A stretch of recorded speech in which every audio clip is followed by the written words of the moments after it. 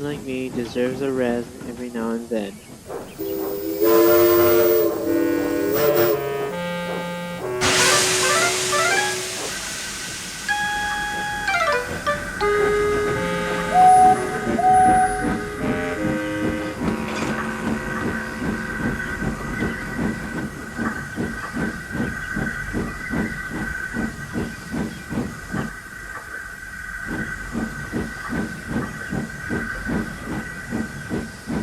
Hello, Louie.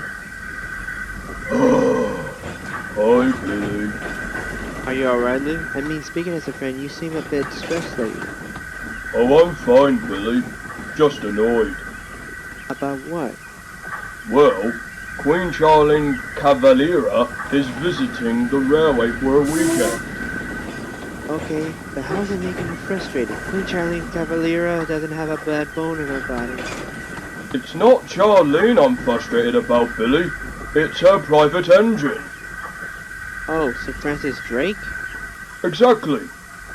If Charlene is coming, this means we'll have Sir Francis Drake faffing around us. I can't stand that Lord Nelson. Pardon me for saying this, Louis, but you sound like you have a history with Sir Francis Drake. Oh, I do. You see, back when I worked on the Southern Railway as one of its goods engines, Sir Francis Drake was one of the express locos. The only thing is, Sir Francis Drake is very proud of the fact that he was named after the man himself. He was so proud that it made him one of the most conceited engines we have ever known.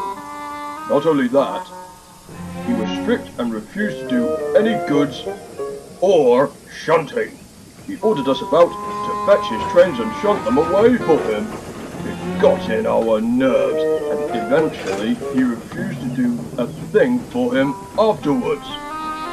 This made him cross and he went on strike, refusing to shunt his trains or do any goods work until other engines do it for him. Then I can bet ever since he became Queen Charlene Cavalera's private engine, his bosun and ruinous has gone worse. Exactly. I don't think he's ever done any proper goods work.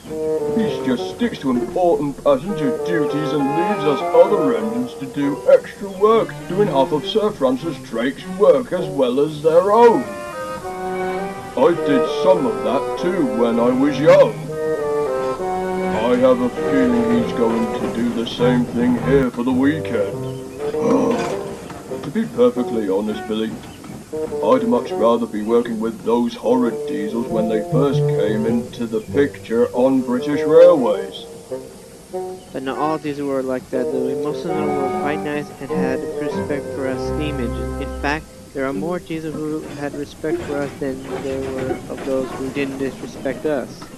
Well, it is true that some diesels did respect us, but the diesels who didn't, I will give them credit. Those of the diesels who were rude to us may have been devious, but when it comes to their work, they actually did it. In fact, most of their schemes were to steal work from us steam engines. With Sir Francis Drake, we've been picking up his slack, which I'm pretty sure we will here too. I know it needs to be done to keep things moving, but even I've got my limits. What do you mean? Well, all the extra work Sir Francis Drake left me within the old days took its toll in my boiler. And I wasn't the only one. Most of the other engines on the Southern Railway left the same way. In fact, we had to go for maintenance a lot more than Sir Francis Drake did. I have a feeling that history will repeat itself here. Well, I understand. So take my advice, Billy. Watch out for Sir Francis Drake. He's likely to order you to shunt his trains for him. Thanks for the warning, Louis. I'll keep that in mind.